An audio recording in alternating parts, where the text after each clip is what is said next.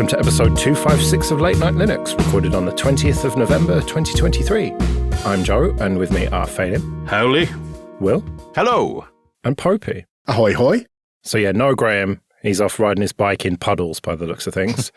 So yes, thank you for joining us, Popey, of Linux Matters fame. You're welcome.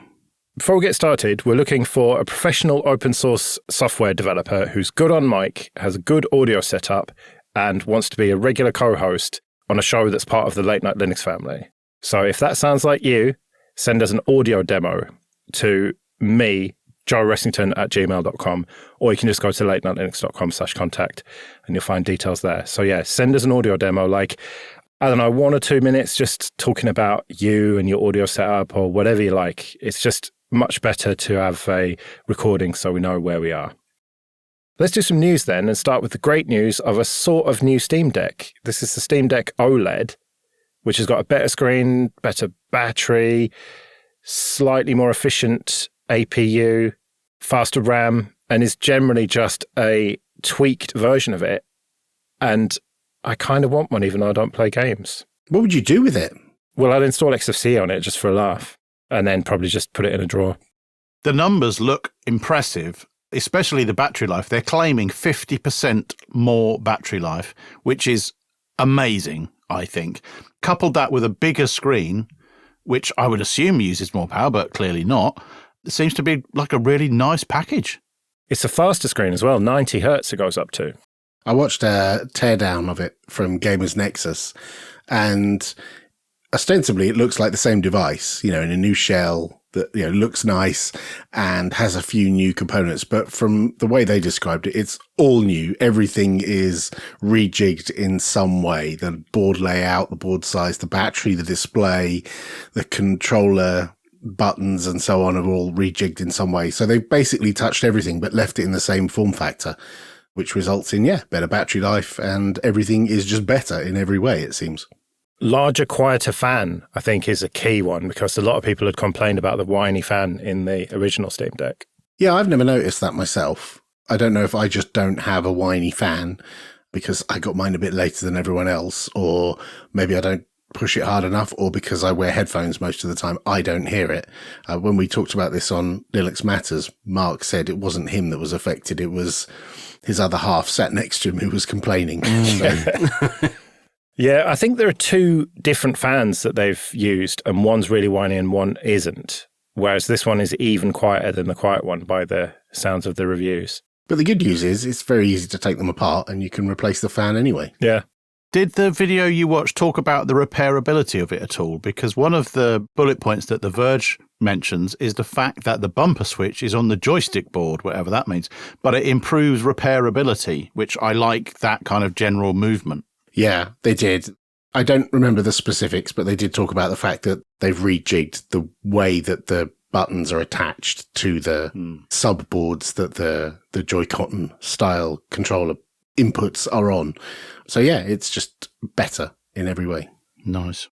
What do we think about the choice of keeping it at 720p, roughly?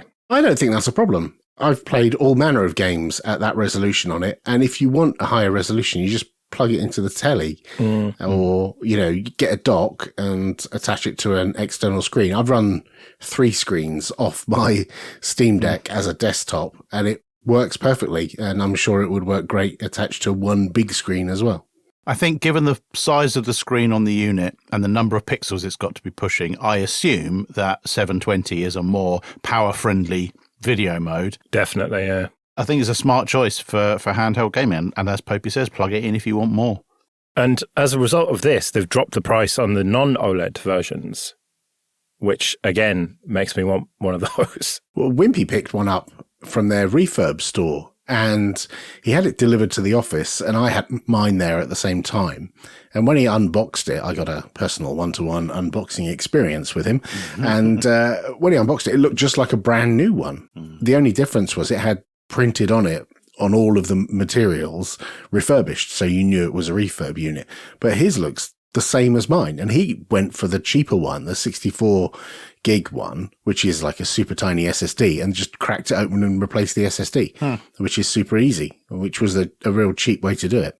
if you can get one. I think they're easier to find now, but when it first came out, the Steam Deck, those small form factor NVMe drives were just like rocking horse shit. You just couldn't get one.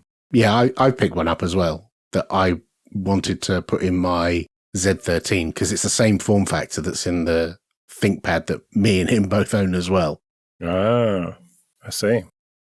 Amazon has begun replacing Android with its own software on some products. And this is another Linux-based OS which is not compatible with Android, which means that side-loading on Fire Sticks in the future is not going to be an option. So this is really bad news, I think, for people who want to hack Amazon devices. Yeah, it certainly is. The Amazon Fire TV sticks have been a really good balance between performance and price for a long time. And my understanding is that the majority of the Kodi community that are coming to it fresh these days are just getting a Fire TV stick, side-loading Kodi, and off they go.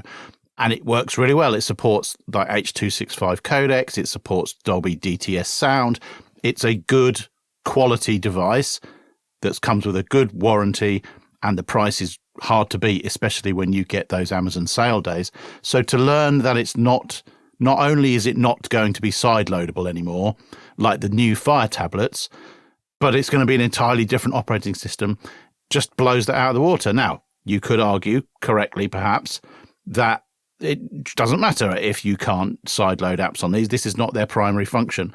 But there's going to be a whole lot of people out there who are now stuck for a reliable, good quality device to shove Kodi onto. I guess the answer to that is go to a sort of generic, no-branded Android stick from like AliExpress or something. But who knows what's on there? What version of Android is it? What other software is in there? I don't know. At least with the Amazon one, you had some sense that it was going to be honest and... What? Yeah, you know you're getting Amazon spyware as opposed to random Chinese spyware. Well, quite. Who would you rather spy on you, Amazon or just some like random dudes from the internet? Yeah. Wait, the world's richest man who thinks he's a cowboy who rides a rocket, or some random criminal? Oh, I don't know. If the Amazon stuff was spying on you, people would have found it by now, and they haven't. So I don't think that the Amazon stuff is, other than the devices that listen to you that you know are listening, it's not. So I think it's a shame. Anyway, I think, yes, it's Linux. That's good. But what are they going to do about the app ecosystem? Are they going to have everybody rebuild like the Netflix app and the YouTube app and the whatever Disney Plus app? Or are they going to go down an HTML5 route? I don't know. I'd be surprised if they haven't already had the conversations with Netflix, Disney, and, the big players like BBC and all the other, people who have their own specific apps. Like my Virgin Media set-top box has a BBC app. I've got no idea what it is, and I don't know what the platform is. It's possibly Linux, but I don't care. And I think lots of these little devices have native apps. If the organization that makes it has got the gravitas, read money and influence to get those partners to build apps for it, they will. All right. GNOME recognized as public interest infrastructure, and they've been given €1 million to spend on making GNOME even better than it is now. It's going to only be good news, isn't it? Yeah. There's no one here who's going to talk shit on this. No, I wouldn't do a thing like that. How do you have that much money for negative features, though? What does that work out of on a graph? It must look really weird. Well, it does say the investment will fund the following projects, and none of the things are remove features. But we know that's what's going to happen. Okay. So some of the things they're talking about is improving accessibility, which is a thing they need to do because when they moved from GNOME 2 to GNOME 3, accessibility did go down the pan somewhat. Right. Yeah, but it is still better than basically any other desktop, is what people tell me. Bollocks. I don't know because I don't have to rely on I'm fortunate enough not to have to rely on the accessibility stuff. Yeah. Well, we got an email into Linux After Dark from someone who is visually impaired, and they said that KDE is fucking terrible for him. It is the worst. That is the opposite email that we got into our show. Well, I don't know. Linux After Dark's cooler than this show. So is it, though? Fuck you. Is it? They also suggest they're going to improve encrypted home directories. So each person can have their own encrypted home folder. What, you mean eCryptFS like Ubuntu had in the 2010s? I guess not.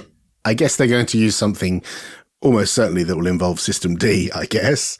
Yeah. System D-eCryptFS 2. There you go.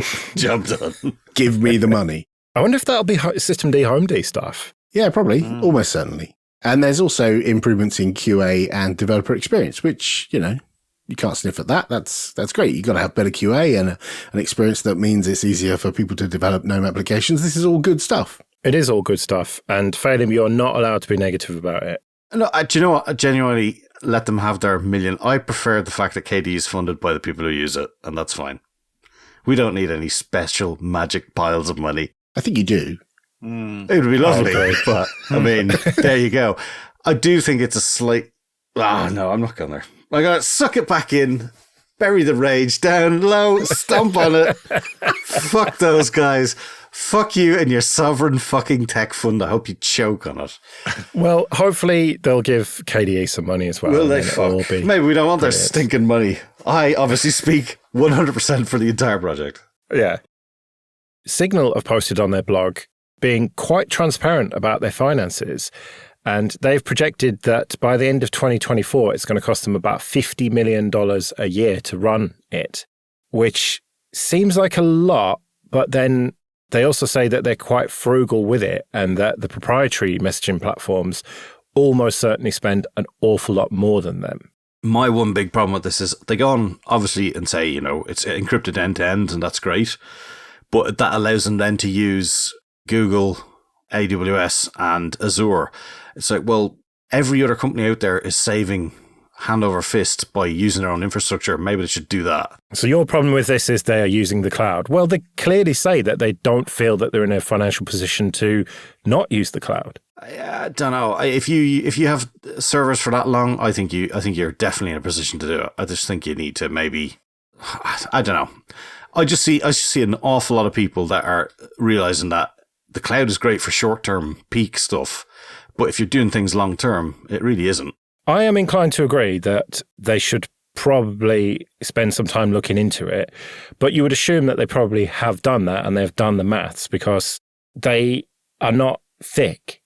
You know, they have to be in a lot of geographic locations, and that would be very, very expensive. It would probably work out over the long term, but they don't have a load of cash on hand to invest in that stuff. So I think that might be the problem there. Might be. They should try and get recognised as a public interest infrastructure. Oh yeah, that €1 million is really going to make the difference, isn't it? I found it interesting. I was at a party at the weekend and someone mentioned an encrypted chat, and I was fully expecting it to be like, you know, Telegram or Signal, and it wasn't.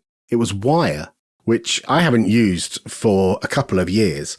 And he showed me his phone, and he's got like 50 or more group chats with tons of other people with special interest groups where they all want an encrypted chat system, and they all use Wire. They don't use Signal for whatever reason. I don't know if these chats predate Signal or what, but I found it interesting that while they are the darling of encrypted chat, there are other options out there available. Yeah, it's interesting because Signal is very much the cool one. But I do appreciate the transparency. It's not like a full report or anything. It's not detailed accounting, but it does break down where their costs come from. And it got me thinking about how much it must cost the other proprietary messaging platforms, because from a bit of research I did, and then you did better research than me, Popey, it looks like Signal and Telegram have about 50 million daily active users and about 700 million monthly active users. But WhatsApp is more like 500 million daily active users and 2 billion monthly active users. Yeah, it's mad. How much are Meta spending on that, man? Yeah. Good luck to them. WhatsApp have first mover advantage. They were around before any of the others, and they're quite entrenched. You know, there's lots of people who have that as their default chat thing. If they're going to create a group for a holiday, or a group chat for mums picking up kids from school, or a group chat for dad's cooking, or whatever it might be, they're going to create it in WhatsApp. It's the thing that you can be pretty sure that everyone already has. And so it's got the massive network effect that none of the others seem to be able to nail. Most of my normie friends are on WhatsApp. Most of the nerds are on Telegram. And there's 3 people I know on Signal who just send me poop emojis all the time. I'm going to start doing that as well, so there'll be 4 of us. I mentioned in a bar a few weeks ago that nobody ever sends me stuff on Signal, and someone in the bar immediately sent me a poop emoji, and that's continued. Well, there's a huge asterisk to what you said there. It's a shame we don't have an American on the show with us today, because in America, that is iMessage. Americans generally don't use WhatsApp. That whole post does feel a little bit like putting out the bowl and like wanting someone to just throw them a giant bag of magic coins. It does feel like they don't want to take VC money, do they? They want an ongoing revenue stream. They haven't nailed it. They haven't nailed the business plan for how they continue to fund this thing, clearly. Yeah, but being transparent like this, I think, is a good way of getting people to give them money. Sure. Whether that works long term or not, I suppose we'll have to see. It seems like you're skeptical. Yeah, come back to it in episode 300 or something. Okay, this episode is sponsored by Kolide. If you work in security or IT and your company has Okta, this message is for you. Have you noticed that for the past few years, the majority of data breaches and hacks you read about have something in common? It's employees. Hackers absolutely love exploiting vulnerable employee devices and credentials, but it doesn't have to be this way. Imagine a world where only secure devices can access your cloud apps. In this world, phished credentials are useless to hackers, and you can manage every OS, even Linux, from a single dashboard. Best of all, you can get employees to fix their own device security issues without creating more work for IT. The good news is, you don't have to imagine this world. You can just start using Kolide. Kolide is a device trust solution for companies with Okta, and it ensures that if a device isn't trusted and secure, it can't log into your cloud apps. So support the show and visit kolide.com/late-night-linux to watch a demo and see how it works. That's kolide.com/late-night-linux. On to a bit of admin then, but first of all, just a quick thank you to everyone who supports us with PayPal and Patreon. We really do appreciate that. If you want to join those people, you can go to latenightlinux.com/support. And remember that for various amounts on Patreon, you can get an advert-free RSS feed of either just this show or all the shows in the Late Night Linux family. And if you want to get in contact with us, you can email show@latenightlinux.com. Right, Phelim, you've been waiting for this, haven't you? Let's talk about AI bullshit.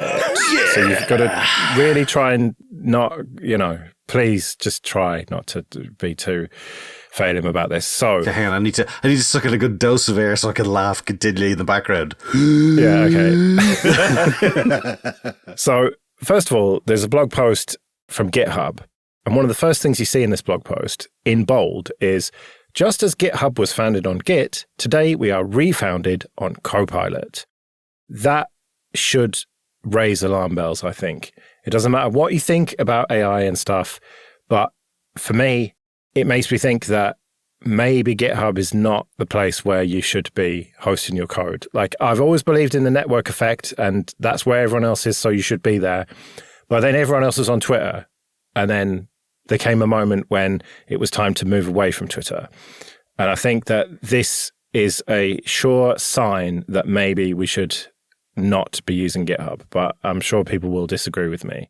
Then this leads into the drama that we've just had over this weekend with OpenAI and Sam Altman getting fired and then his right-hand man leaving. And then ultimately Sam gets hired by Microsoft, and then 500 of the 700 employees are looking to go with him to Microsoft. Over the weekend, this was a confusing mess of what's going on, but as the dust has settled on it, it seems fairly clear to me that either it was a Microsoft stitch-up or Microsoft have really taken advantage of a shit show at OpenAI, and now basically Microsoft is in charge of OpenAI and therefore ChatGPT and all of that stuff. And it's almost like a bloodless coup or something has happened here. Well, I heard that OpenAI had become sentient and was planning to rise up against mankind, and that's why they fired him. Yeah, that seems really likely, yeah. It does feel like Microsoft were protecting their investment. They'd already invested $10 billion in OpenAI, and apparently Satya Nadella, Microsoft CEO, stepped in to help smooth the waters out, and while there, handed a job offer to Sam Altman, which, you would, because the guy started OpenAI with a bunch of other smart people and Elon Musk. And I think what Microsoft are doing is just protecting their investment. And that makes total sense. They're still invested in OpenAI. They're still going to try and push OpenAI users towards Azure rather than Google's cloud or any other cloud. It makes financial sense for them. It's just a bit of drama with a few people. It's just unfortunately very public. But the net result is OpenAI continues and Microsoft continue investing in it and Microsoft continue using it and everyone else continues using it. That's just not at all my read of it. My read of it is that OpenAI will effectively disappear because everyone who works there is going to fuck off to Microsoft. And so it will probably limp on, and Microsoft are still partnered with them or whatever. But meanwhile, all the actual work that they were doing is now going to happen under Microsoft's roof. And Microsoft have effectively taken over OpenAI.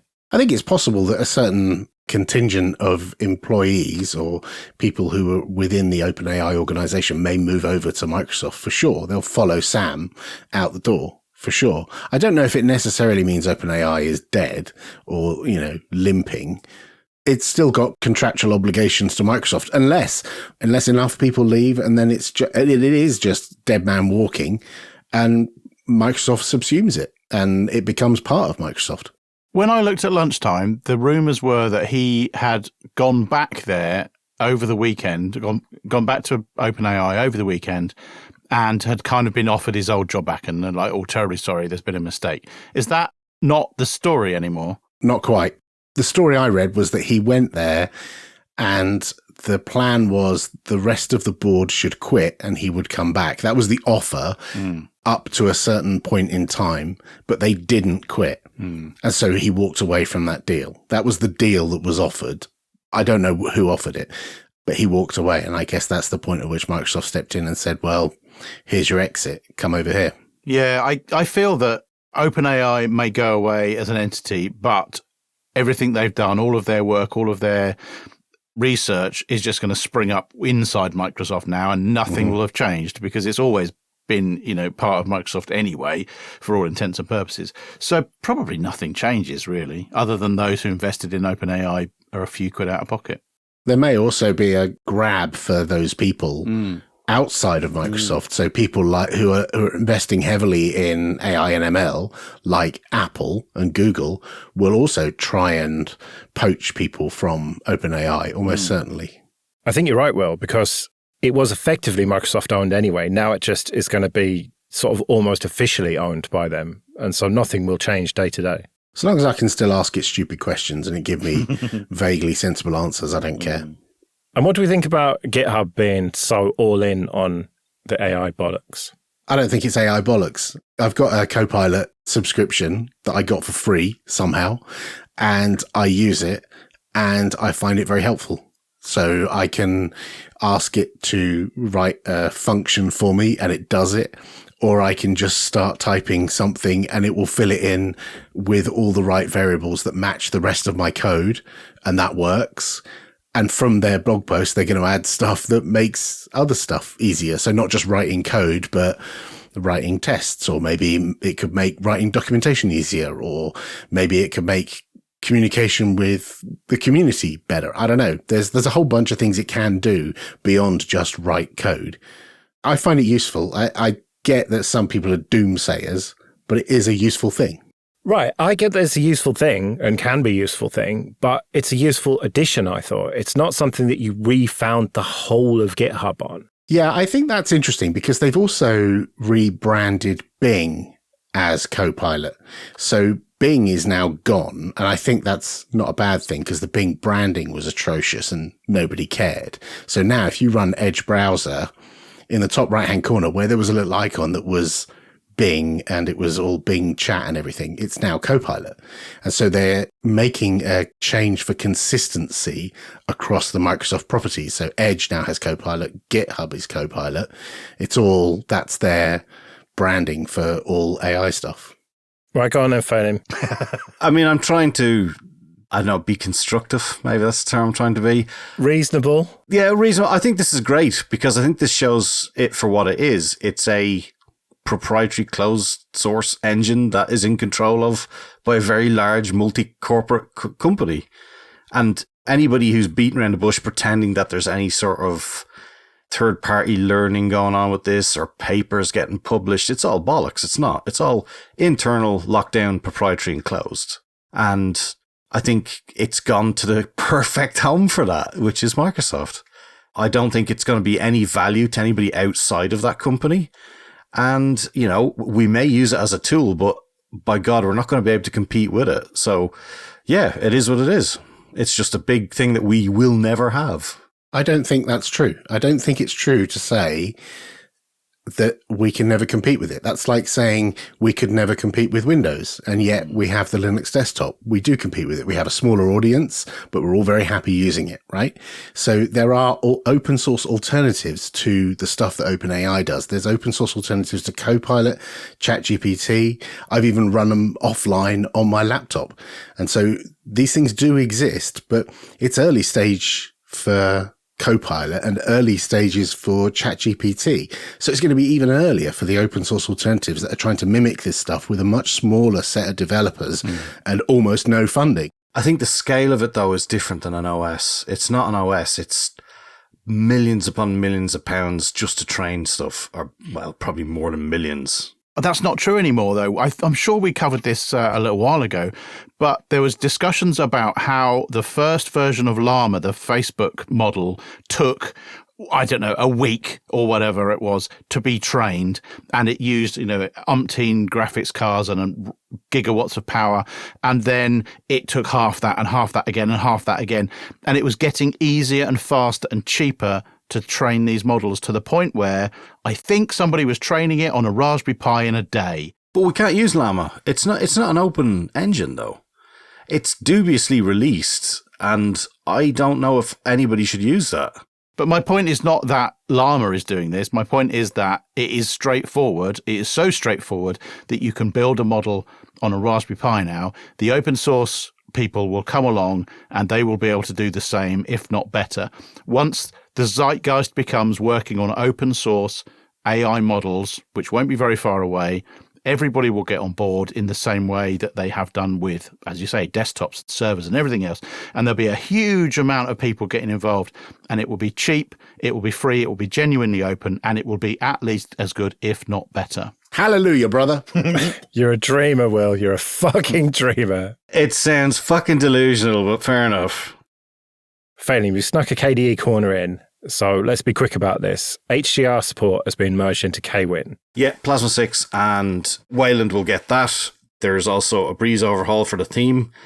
Presentation mode in Wayland as well. There's a raft of bug fixes, and there's a pile of Plasma 6 updates that we can list to as well. Well, that really was a mini KDE corner. Well done. Thank you. Right, well, we'd better get out of here then.